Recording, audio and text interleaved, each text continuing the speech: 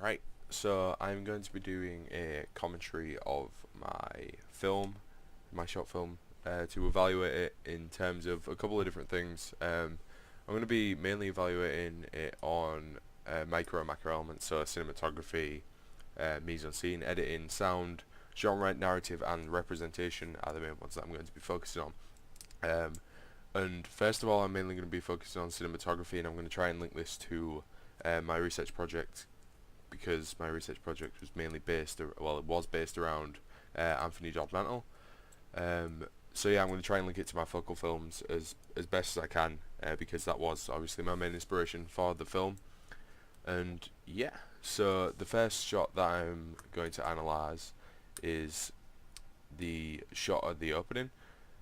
This shot here is actually very similar to one within my focal film, Antichrist. There's a shot within the scene which I shall display now that shows the back of one of the protagonists as he tries to get out of a door. This obviously isn't the same sort of situation, but it shows sort of the same vulnerability of a character, which is an easy way of representing it is taking a shot from behind because you cannot see the face, and they're clearly in a state of sort of clearly they're very vulnerable, and they're unknowing to what's behind them, and as the film obviously unfolds you'll see why that is important.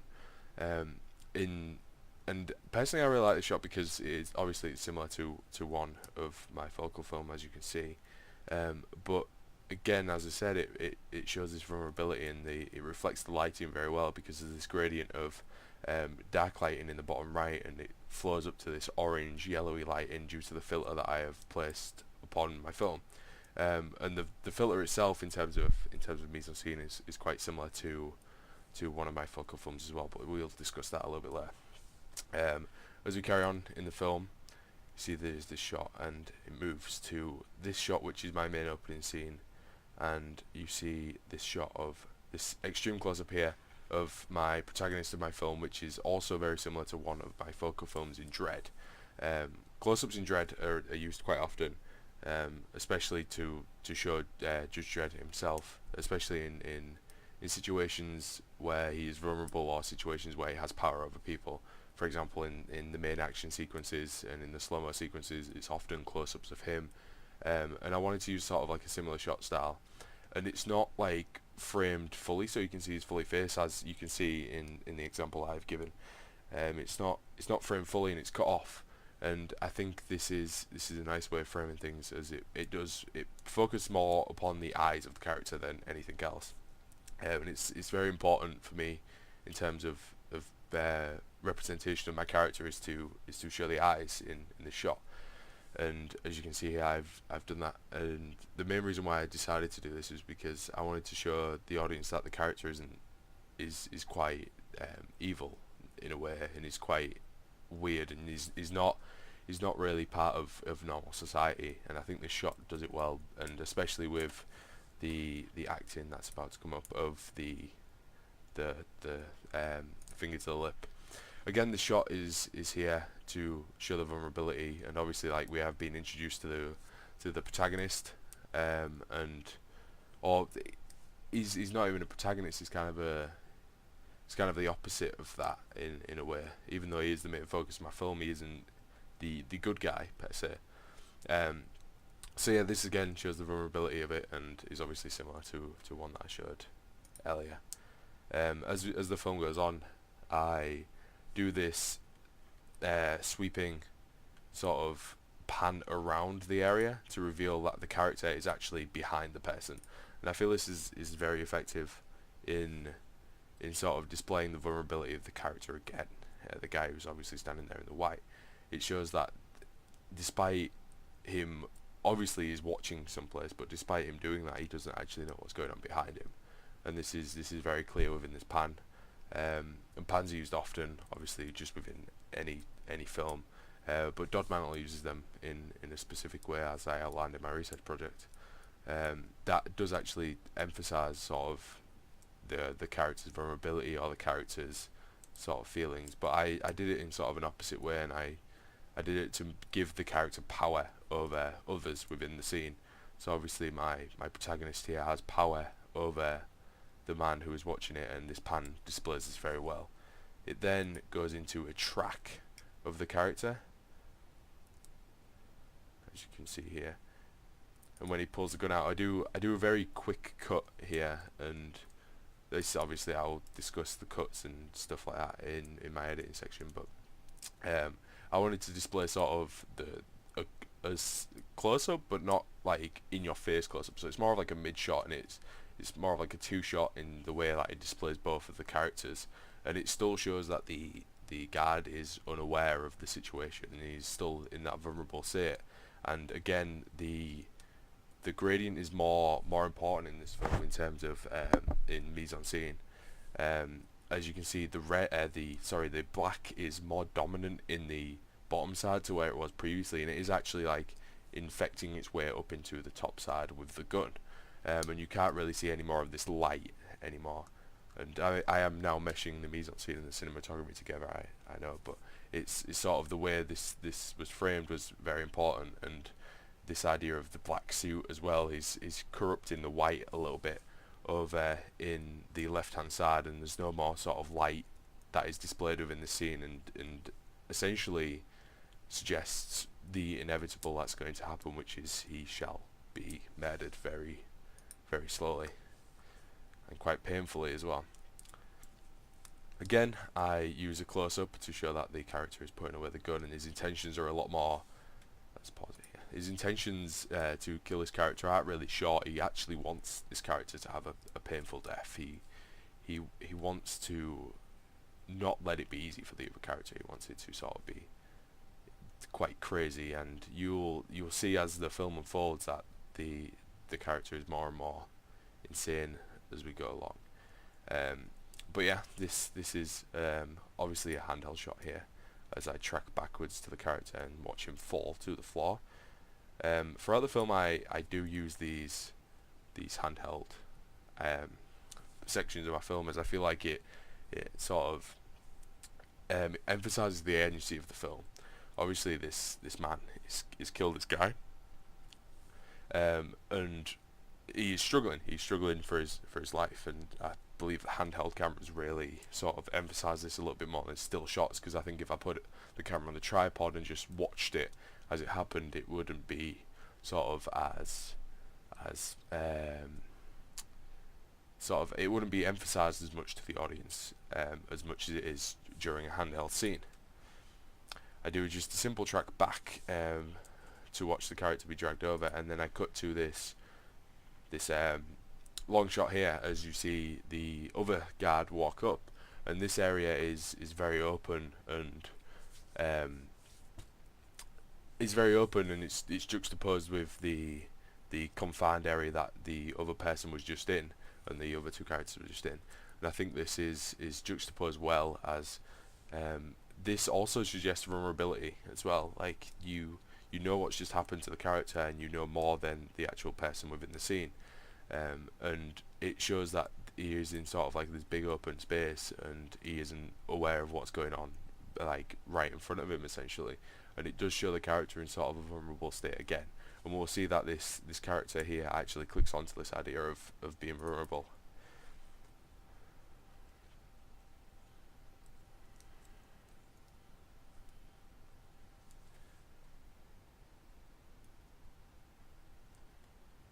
Here we see again a top down, it's a high angle here, and the reason why I chose to do a high angle is to show the dominance of my protagonist over the other character.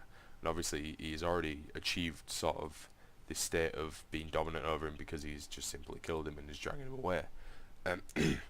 So I wanted to use a high angle to show even more dominance over the character, as you'll see in the next scene, because of what he does to the character. He blatantly has no sort of respect for the character, and high angles show this well, because he has so much power over him that he can pretty much do whatever he wants, and he doesn't care for the well-being of the person at all. As you can see here again, I decide here in terms of cinematography to go from a long shot and like a wide shot in this open area to become more confined, and this suggests that the character is actually clicking onto the idea that there's something wrong, and he goes from being in this wide open vulnerable space to be very confined to suggest that he's trapped. And it goes, as you can see here, we track along to the character and he becomes a main focus of the frame. He peeks around a little bit there and it sharply cuts to the character, my protagonist here, trying to back up the other person. This high angle again, this like it's like I deliberately framed it to be like this to show sort of like the open space around him and the potential that the character could get caught, but he clearly doesn't care. The protagonist doesn't care that he could get caught, and he really doesn't mind that, and he's more concerned about messing with this other character than anything else.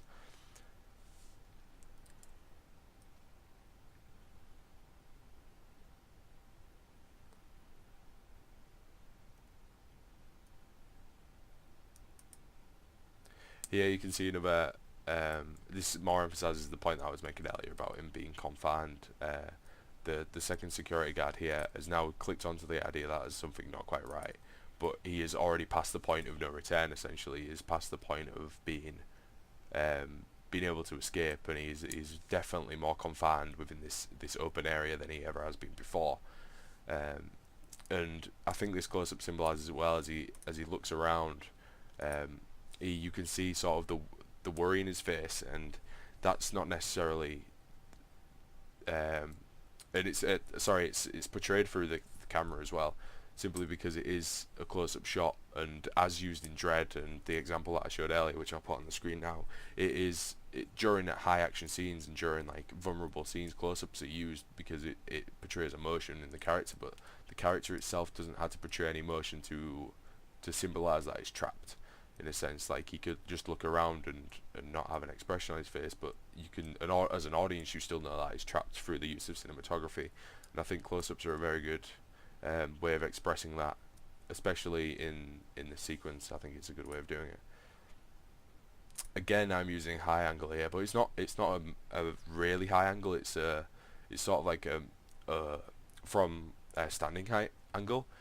High angle, and it really does show like the dominance of the character, because as you can see we are still close to the floor, as you can see in the left, but because the first security guard is laid on the floor, you can see that the other character has ultimate power over him, not just because he's dead, but because he has blatant disregard for him, and this sort of reflects throughout the entire film. I think that this man has significant more power than anybody else, despite him doing things that he shouldn't do, and despite them obviously being illegal and he could go to jail for them, he still has power over people because of it.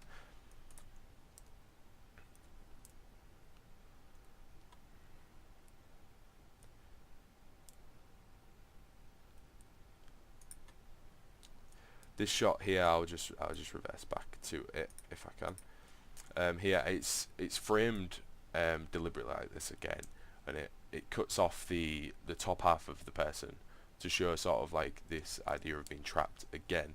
Like this person is slowly diminishing in power as the scene goes on, and this is reflected through the camera angle. I feel like we are now on level with him, whereas before we wasn't.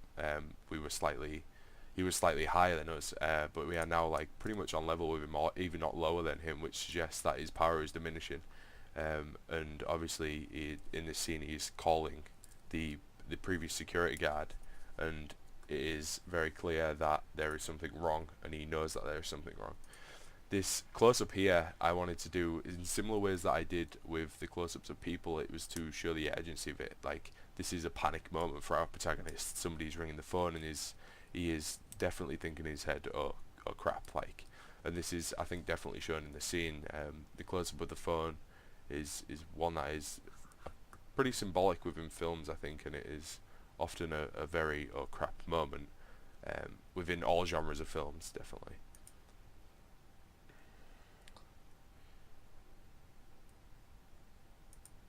And again, you can sort of see this panic within the scene. It's a mid close-up, and he is hunched over here, and you can see sort of like the worry and sort of the stress as he's talking to the security guard, and he's looking up and down, and he's sorting out his suit, and he's thinking, maybe I can't get out of this.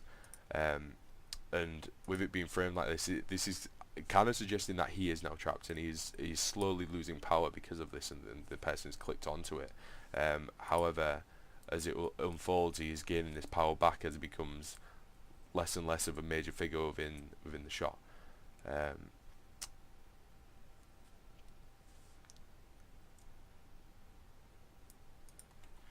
Here we cut to a similar situation that was in before. We can see the person's leg in the lower part of the scene, which I think really does emphasize again this idea of power. And I've been talking about power a lot, but it's definitely important within the shots, and it was what I was going for in terms of cinematography. I really wanted to show this idea that this man is definitely one that shouldn't be messed with. He's a bit crazy.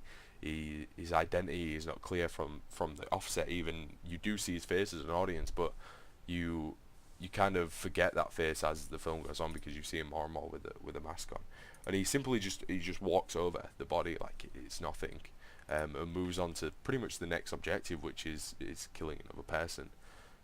I did a similar sort of, not pan, but more of a track. Yeah, it's just a simple track across to the character, so this character is constantly the focus of this film, and it doesn't really take away from this. And the dark light into the lighting is definitely as shown here, and you will see as the film goes on, this protagonist does corrupt all the light within the scene, and I will explain later in my editing process why I did it. Again, you see him checking behind you, and that was a deliberate decision to have sort of like this close up here. If we can play this again, this close up here, and it showed he was looking over and over to the other character, and he doesn't care. The representation of the character is definitely one of that he doesn't care, and this is definitely shown through the use of my cinematography and my shot types and stuff like that. We pull the camera out again, and we see sort of like the full body shot of him. Again, we see the panic on the other character's face, and another close up of him to show this power. Again, the use of the stop-start sort of motions that I'm using within my cinematography is another one that portrays the narrative and the representation of the characters. So obviously this person has just rang up the security, and the protagonist has managed to fool him a little bit into thinking that is all okay, but he isn't fully convinced, and you can see this through the stop-start that I've been using. So it was a small track, and then it stopped instantly and cuts again, and now he's standing here and is thinking, obviously he's thinking what he could do, and like there's nothing wrong, so he's just carrying on guard. But again, he's at this vulnerable state that the previous character was in. He's at this vulnerable sort of back position, but this time we don't see his back, we see his face, and more of like a lifeless version of the security guard that previously got killed. Again, not really again, but as you can see here, I decided to frame the shot so that the security guard wasn't the main focus of it. However, the protagonist was. The security guard has got his deliberately framed so that his face is cut off, and you can see the full body of the protagonist. And I did this because of this idea of power again. The loss of power, is completely and utterly just lost everything that he had before, all the power that he had before in the open space of the corridor. And now the protagonist is the full focus of the shot, and now the full focus of the film, and the security guard is completely lost, and as you can see here, gets killed or gets shot in the back of the leg. And again, this idea of him hovering over him and telling him to shush, like is a younger person, he is inferior to him. The protagonist is over him, telling him to shush, be quiet, and like it's going to be okay type thing. Much to like an adult would say to a young child if it's crying. And I think this represents the character as a whole really well, and like this idea of power. And this shot here is always over a high angle over the security guard.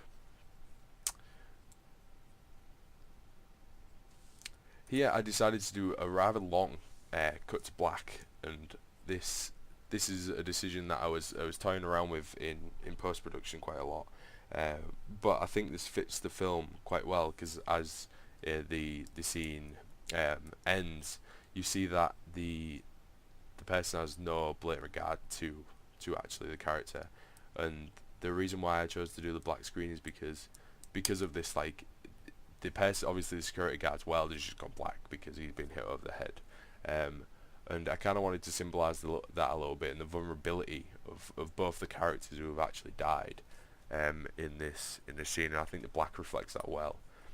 And then as the black fades in, we cut back to the character here, and he's even mocking the character here, and like the shot shows it well, I think, as well, because the main focus is on the protagonist here, but we can still see underneath us that this person has got his mask on him and is mocking him a little bit, and he is actually stolen his tie, as we will see here. He walks on like nothing happens, and we are tracking him here, and he is the main focus again, and he is completely corrupt this entire area of the corridor that was previously like the biggest open area that we have seen so far in the film. And he walks away like nothing happened, and we track him as we go down here, and I like the use of tracks and sort of never really cutting away from this character, unless, like, obviously I cut away the character when the security guard was shown, but then he soon became the major part of the film again, and he is now, this is the reason why I use this track all the way down, because I could have just simply cut it to him the next part of my scene, but I wanted to use the track to show that he is now fully got dominance over everything within the film, and he is the main focus of the film, not of the fact that he's killed somebody, because obviously that's not the personality I was trying to portray. Like, he doesn't care that he's killed two people within the scene, or like within the film, sorry. It's just the fact that he likes doing it, and I wanted to use this track to show this, that he is still the main focus of the film, and he always will be the main focus, because that's the way he lives his life, type thing. What I did here is went into the close-up to show these eyes again, and we see him actually for the first time, like without his mask on, apart from at the start of the film, but he is in his emotional state of like murder and anger, and we see this because we saw it in the mask when he was pushed up against the wall, and we saw it at the beginning when he put the mask on, but now we see him like fully without his mask on, and again this idea of power comes through again. He has gained so much power and so much sort of dominance over the people that he feels happy to take his mask off. He feels happy that he can do that now. Yeah, I used these plastic curtains here to film through to do the close up, and this was more so for a representation, but I believe aesthetically it looks good, and the reason why I chose to do this shot was because it portrayed something that you never really saw in the character before. Like, I kind of wanted to suggest that he was a little bit uncertain about himself, and like obviously he isn't mentally all okay because of the things he's done, and that was the only bit in the scene that in the film, sorry, that I wanted to do it in, was when he's not got his mask on, because that is essentially the most vulnerable part of him, is not having the mask. And I believe the plastic curtains show like his mental instability a little bit, but also the fact that he doesn't think about it much. Like, that shot is about a second long, and I believe that's how much the protagonist would think about it himself. Like, he wouldn't think about it long. He's like, yeah, I'm mental, but he doesn't care. Like, that's kind of the thing I wanted to portray, is that he understands it, but he doesn't really care or think about it that much. And as you can see here, I do a simple tilt up and down to show that he's sorting out his tie, because he cares about his image more so than anything else, and more so than the people he's just killed. Especially, he's stolen this man's tie, and he is now making sure he looks nice in it. He's making sure he looks good in it. And I used close-ups of his hands and the tie here to sort of represent this idea that this isn't his, and like it is somebody else's, and sort of the craziness of that idea. And the close-ups again I used to represent power. Here you can see he pushes out of these plastic curtains, and this suggests him getting over the fact that he hasn't really dwelled on the fact that he's crazy, and he's just pushed through it and said screw it, essentially, and he's going to go through it and do it anyway, no matter what. So he's gone and done that and pushed through. He's as you can see here, this is framed so that you can see he's preparing for something, and then we can see to the left actually what's going on. Go back up to the close-up to suggest, because he's about to pull out with his gun, he has ultimate power there. And I go back into the close-up to show that there, and then actually we do this pan across and reveal that there's nothing there, and that he is essentially just gone away with, well, he has gotten away with murder, and he is free. This area is the biggest area that we've seen in the entire film, and he is now free no matter what he's done. Yeah, I used a slow-mo scene of dropping the guns to suggest this, and this syncs well with the music, to suggest like his sort of like relief in a way, but also like his disappointment, because him himself would love to carry on doing this act of murdering people, and he's kind of like, well, it's over now. So he drops his guns and he moves on. Here I decided not to track it instantly into the character, as I wanted to show the sort of like the uncertainty of him thinking, have I got away with it or haven't got away with it, and I wanted to show that, so I let my actor walk forward a little bit more before I tracked him, and then he realizes that he has gone away with it, and he looks around, and then I do this slow motion scene here, and it speeds up a little bit as you notice, and then goes back and then reverses here. And this was to again symbolize his mental stability in the film. We pan around him when we see him as the person who he actually is, and we see him without the mask, without anything, and stuff like that. But it's an evil person, and we see this through this close up, and he has ultimate power, and he shrugs.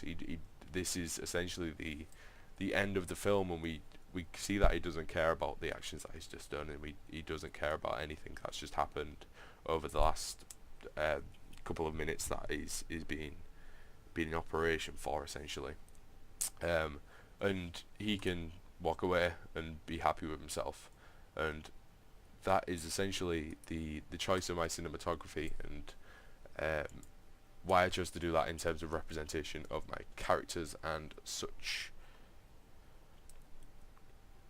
Right, so I'm gonna move on to mise en scene now, and we'll start at the start of the film, right here. So, in terms of mise en scene, I'll put pictures up of all my main locations that I was using. This mise en scene that I used as a whole was very good for what I wanted. It had the confined area in this yellow room, as we'll skip to it. This yellow room, let's find it. This yellow room here, I called it yellow room because the lights were very yellow in it, and again I'll explain why I wanted this.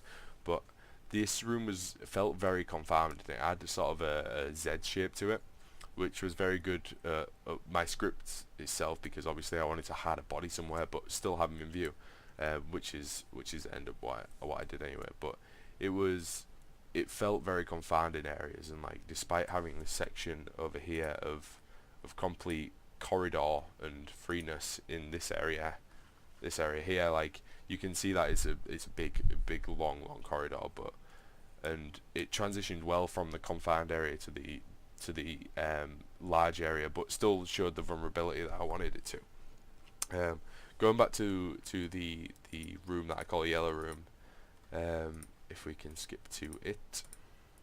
Yeah, you can see that lighting goes from like really nice light lighting to this sort of like murky orange type lighting, and this is obviously enhanced with my filter that I've added in editing. But this was good because I wanted it to be this high contrast between like very light area to a very sort of dark area, misty, sort of like unclear type area, and it obviously reflects the intentions of my character. He enters through this room, he kills somebody in this room, and then he goes on and invades essentially the rest of the area. And I think the yellow room, as I call it, is a good way of portraying that, and it works well in filming as well, especially. And that was another thing that was important to me in terms of mise en scene, was that it was easy to film in, obviously because the equipment that I was using with tripods and stuff, it wasn't a large amount of equipment, but it took up some space, and I wanted to be able to work around that and move around my characters to portray and represent them in a way that I wanted to, and that room did it very well. Moving on to the corridor here, this really long corridor, and there is a transition point, but I didn't quite display that in my film I was going to, but I didn't find a good way of using the footage that I got there to sort of transition from one area to another, so I decided not to use that. But this corridor room was very good for me because it shows the transition of closed confined areas in the yellow room to sort of more open areas, but it's still very confined, and like the walls are very clear within the scene, and they sort of like enclose the characters, and they are bigger than the characters as well, which was very important. So they overshadow the characters quite well. And this bright lighting that was in there. Obviously, I've got the yellow filter on it now, but when filming in there, it was very white, which is why I used this yellow filter in terms of aesthetic and stuff like that. So this was essentially ideal for me, like this location, the way it transitions from an area to an area, and the vulnerability that I wanted to display within this area was also very easy to do. And as I mentioned in my analysis of my cinematography, I believe it worked well. Also easy to film in this area due to it being so big, and there was no real cast shadows because this lighting was so bright. So in terms of like continuity, the mise-en-scene was very easy to work around in this area.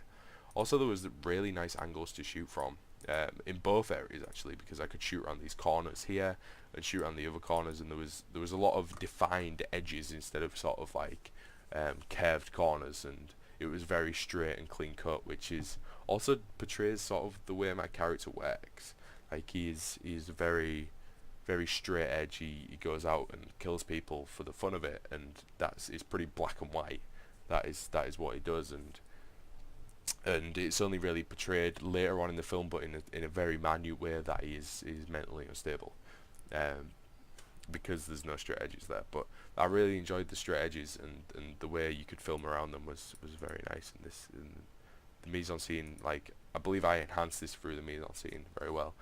Also, this elevator was very nice to sort of work around and stuff, and I wanted to do scenes within it, but unfortunately it was locked during the time of filming, so I couldn't do that. We'll quickly talk about costume here as well, as we've got both of these characters within the scene. Both of the security guards are wearing the same costume, these white white shirts, ties and trousers, which is sort of very stereotypical of a security guard. You see them always wearing shirts, ties and trousers, maybe a name badge here and there, but that is a very sort of stereotypical uniform for them, essentially. And what I wanted to do for the protagonist is make him very sort of sophisticated. He is that mentally sort of tapped and like weird that he goes out in his best suit to kill. He wants to look his best, and he's very obsessed with his appearance, as you can obviously see later with the tie scene and stuff. Yeah, and that's why I chose to use my character in a suit. He's wearing nice shoes, he's wearing a nice suit, he's wearing a tie, he's all buttoned up properly. And then he adds this mask to hide his identity, and only when he feels comfortable does he take the mask off. And I feel this like represents my characters very well, and like obviously the security guards are just casual security guards, and you can see this from even the way the security guard walks up this corridor. If we can find the scene here, if I can actually, this is a sort of a, I directed my actors to, and I told him to say, just walk like you generally just are bored and you don't like your job, like it's the end of the shift type thing. And this helps well, I think. Like he's just a security guard and he's plodding around and he's kind of just doing his last checks before going home, and it makes you sympathise for the character the way it was acted out, and I believe it's very good, and very good at portraying that. And that's just another element of mise-en-scene that I took into consideration when filming, was the way my characters acted. Like, and this is very juxtaposed with the way that my protagonist acts. My protagonist is kind of like very urgent about it, whereas he's more slouchy and kind of like just slowly taking it, whereas he is very urgent and does things very quick and precise. So that's the costume discussed, and there's not much costume after that really, that I really took into consideration, because it was mainly just the two character types that I wanted to display: the protagonist and the security guard. One being very stereotypical, and the other one being very unconventional in the way that he acts and dresses during these sort of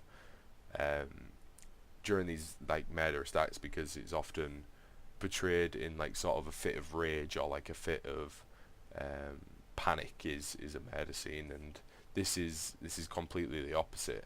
Is portrayed in a way that he goes out with a plan, and he understands the plan, and he acts it out the way he wants it to, and it all goes to his plan that he made. But moving on to the final location of my film is this outside area, and here this very open space, and it goes. I wanted my film to transition from very confined to slightly less confined to this massive open space with the natural sunlight here that is very, very bright and yellowy vibrant, which I will talk about after the location. Yeah, and this location was really good for me. It shows that he has gone away and he's fulfilled sort of like his idea of going out and the risk of it, and it actually has no risk here. Like, you can see he's free, he's out the way, and he's completely open, and he can live his life despite doing what he just did.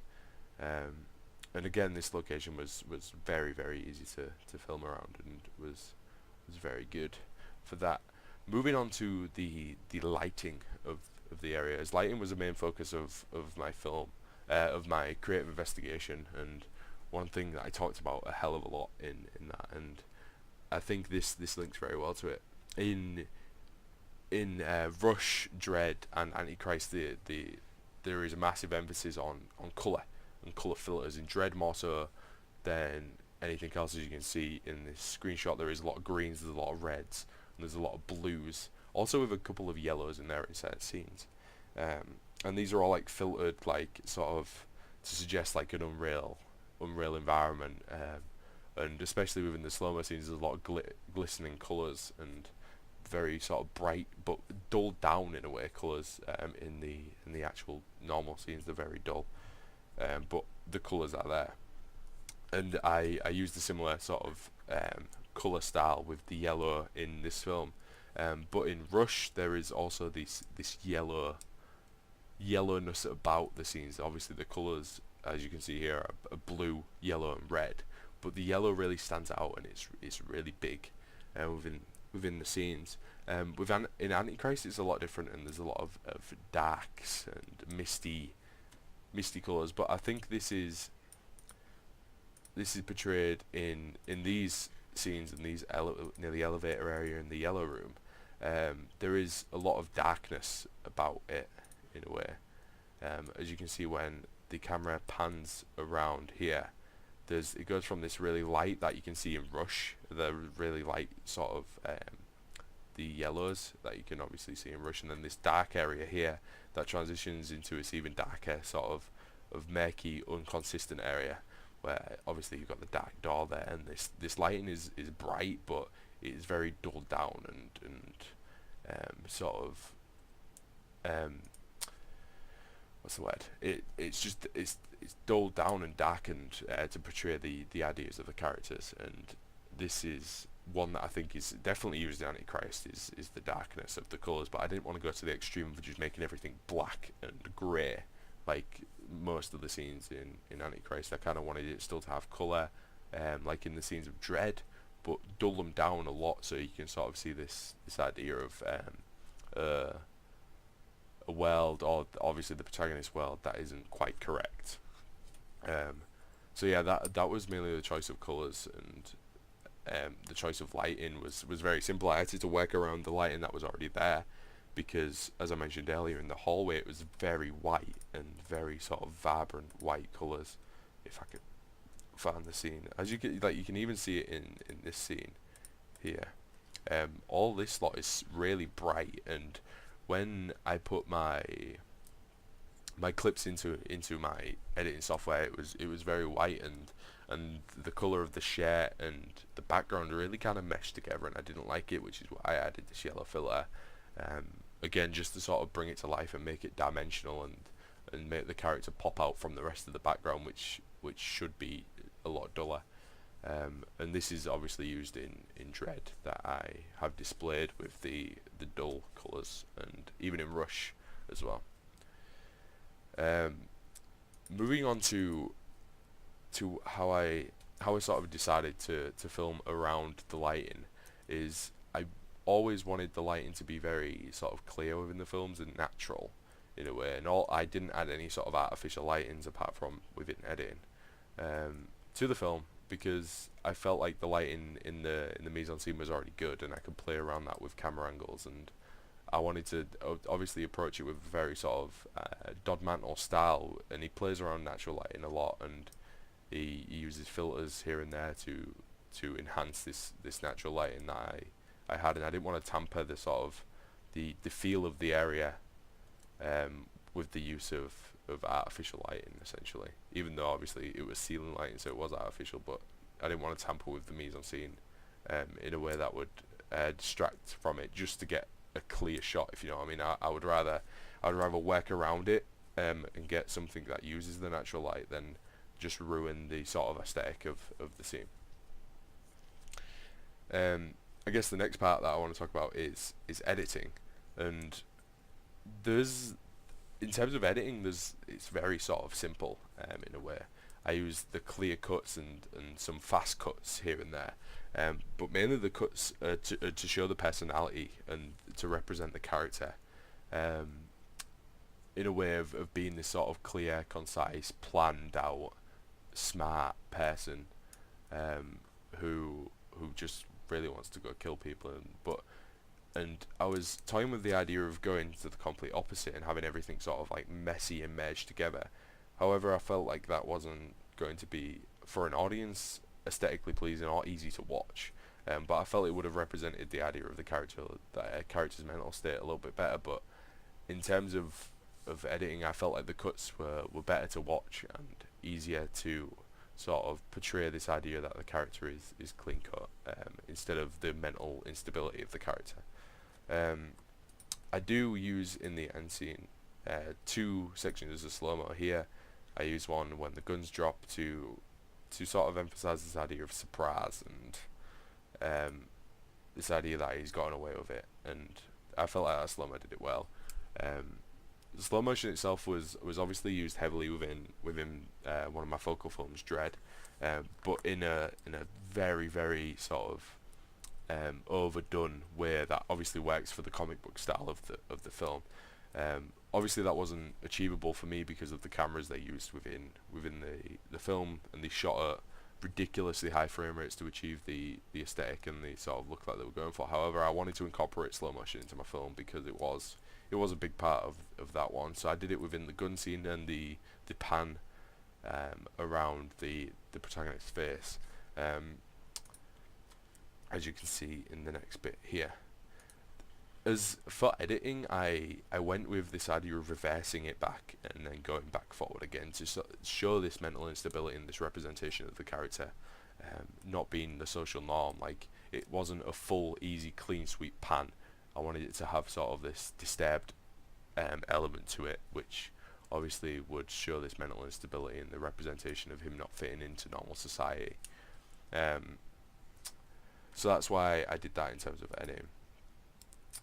As you can see on a couple of my posts on my blog, I went with this yellow theme from the offset of even some of the early clips that I filmed for testing. And in terms of editing, this worked very well, and it was very simple to do, but enhanced the footage very well, I feel.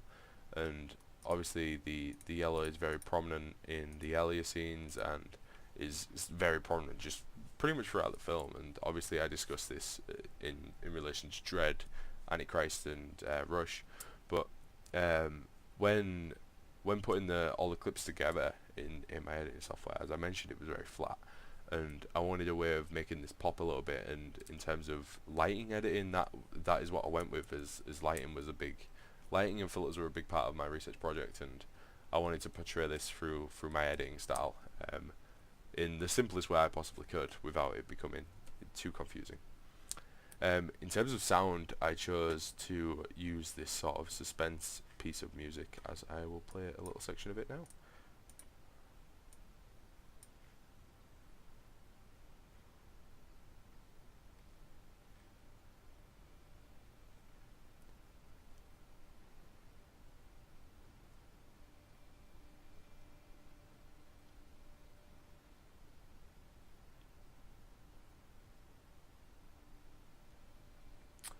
So if you notice, the actual sound of the audio doesn't kick in till he actually puts his mask on. Like, it builds up until that point. Um, and I wanted to show this as really the start of the switch on and off in the character. Like, he has switched into his sort of murderous mode now. He's entered the building and he's switched into um, this crazy mode, and like his brain switched over to the side that he really doesn't enjoy. And the music portrays this as well. Like, it builds up as the film goes, and it really does emphasize the security guard's vulnerability. Like, as an audience, we really want him to turn around and see this person, but he obviously doesn't. And this music portrays this very well, I feel.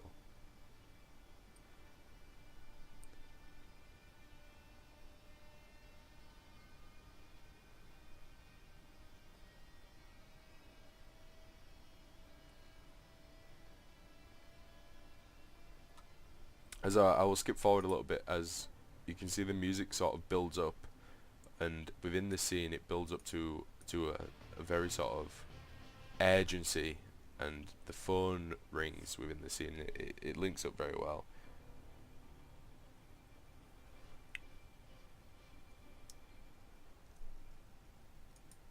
You hear there, the tone of the music switched from this dun dun dun like urgency to a very low sort of fast paced beat, and this sort of symbolises the character's sort of initial panic in this scene. And as you can see, it builds as he's on the phone, and eventually the panic's over. As soon and he goes back into this mode again, and he's on the hunt essentially again.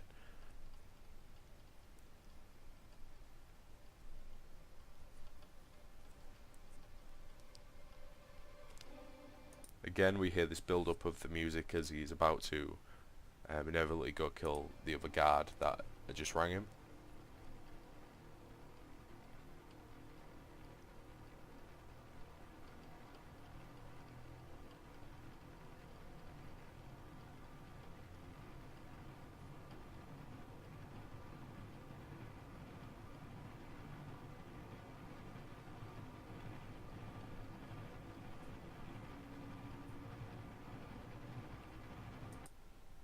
So here the music builds and builds and builds and builds. He gets shot, and usually music would sort of emphasize that and like have really high notes to emphasize that. But I do it in a different way, and as it builds up, because he's not fully dead yet. He's just been shot in the leg, and it builds up and it builds up and it builds up, and he's telling him to shush and it's gonna be okay. And then that's when he gets hit and when he gets killed, is the music just completely dies down from this high pitched panic mode into this dumbed down sort of very low key sort of tremble.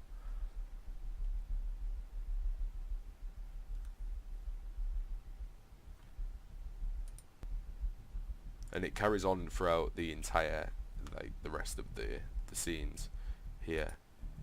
He has his sort of like tidying it up of his tie and everything like that, and the music builds back up again, and then he breaks out and it plays this high pitched instrumental again to show that he's ready and is back in his sort of mode.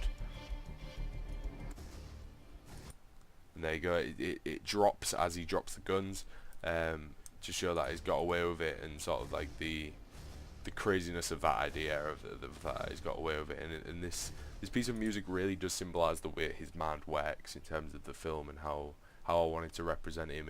It goes in very sort of fast ways, from like panic to calm to insanity, and the areas of like where the music is very low but very fast paced is sort of is like calm mode, but it's not as calm as obviously uh and I'm saying in air quotes normal person would be, and like it's not as like um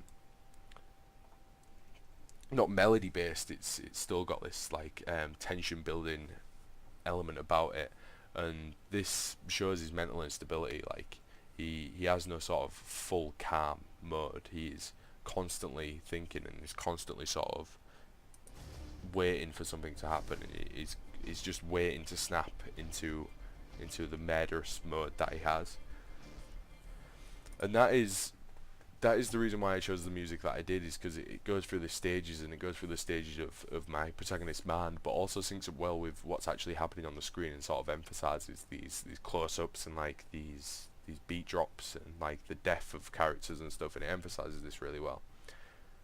So yeah, that was my choice of music and the reason why I did it. In terms of narrative, there isn't much to say in terms of narrative. It's very simple, and it doesn't play with this idea of simple character types. There's the protagonist is not really a protagonist. It's not one that I intended for people to like. It's more of an anti-protagonist or anti-agonist, in a way. Yet he is still the focus of the film, which is not often a thing that is portrayed within film. It's often a hero who has to go save a person in trouble type thing, whereas he is not a hero, but he is the person in trouble essentially. But he doesn't go and save himself. He doesn't reflect upon it. He kind of just does things that sort of put his mind at ease, and like he doesn't try to fix it. And this sort of twisted idea of character types is something that I was going for. And it's one that is used within Don Mantle's films, like especially with Antichrist and Dread. Like you never know quite what to think about the characters, and quite you never think, are these characters right? And that obviously isn't a decision that Don Mantle makes, because he's not a scriptwriter, he's a cinematographer. But it's one that he portrays through cinematography, and I feel like I've captured that element a lot better here than I ever thought I would. But yeah, in terms of narrative, it does sort of twist simple narrative upon its head, and makes you dislike the character. You're not meant to like the character. It makes you dislike him, and it makes you empathise for the characters who he essentially puts down, which is not often, because you often start liking a character and then hate them, and then they get put down type thing. But in this film, it's completely different, and I think it was sort of a good adventure into being unconventional with narrative, and allowed me to play around with different sort of elements of my film, specifically music and camera angles, allowing me to do a lot of high angles and a lot of close-ups as well. In terms of representation, I've pretty much been talking about it throughout the entire spiel that I've been doing, and the representation is obviously not meant to be one that is good, but not one that you're meant to sympathise with, but show you sort of the elements of his mind. The music does this, the camera angles do this, high angles, there's not many low angles, but the sort of like when you're on par with other characters, for example a security guard, you can see how power is represented through these camera angles, which is something that I wanted to go for in terms of representation. Is my main representation for this film was power, and how he controls power in a way that other people don't within the film. So that was pretty much what I was going for, and I felt like I've explained that throughout my choice of cinematography, mise en scene, and stuff like that. In terms of genre, I wanted it to be more of like a not necessarily a thriller, but within a subcategory of that. And a thriller is what I will call it, but it's not in a way of a traditional one. It has no major build-up, essentially, in ways that other, like most thriller films do. It's more to the point and more sort of exhilarating straight away. And I feel like we like obviously constrained because of the time limit, and we had no real option for major build up of characters and knowing the characters, and then things happening like a robbery or this, that and the other, or him. I couldn't have the time to represent him as sort of a crazy person, and then him going out and doing this action. I more wanted it to be to the point and more be technical competent in terms of cinematography than in terms of what I based it in genre. Um, so that's why I chose to sort of do a really the film that I decided to do, and I associate it with the thriller genre is because it does have elements and of the thriller genre in it, and I feel like I've conformed to most of them in terms of camera angles and stuff like that, but also broke sort of the stereotypes of the thriller genre a little bit, which is why I think it should go into a subcategory. But yeah, overall, I feel like through micro and macro elements, I've explained my film, and the use of cinematography was obviously important to me due to my research project. But I feel like it's portrayed my narrative and my representation of the characters in a good way, along with my mise-en-scene choices, specifically the outfits and the locations that I used, along with the sound as well. But despite going into this project, I didn't think sound was going to be massively important. But music within film, I've learned over the editing process, is one that shouldn't be really taken for granted, as it emphasises film in a way that cinematography or simple dialogue cannot. Editing as well was one where I just used fast cuts to show this character's representation. And yeah, that is pretty much my film analysed, and that will be the end of my evaluation.